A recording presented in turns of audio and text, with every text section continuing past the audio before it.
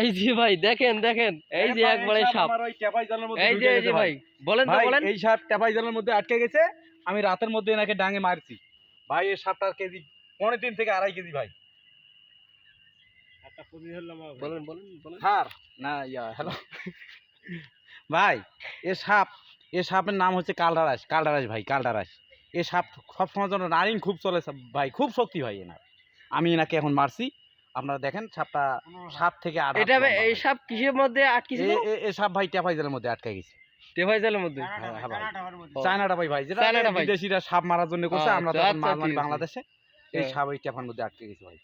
সাপ ভাই দেখেন তো ভাই, দেখেন দেখেন কত বড়, তার চকচক করে জ্বলতেছে ভাই, চকচক করে জ্বলতেছে, বুঝলেন? এই সাপ ভাই চকচক করে জ্বলতেছে ভাই। এই সাপটা 2.5 থেকে 3.5 কেজি ভাই। 2.5 থেকে 3.5 কেজি না? ভাই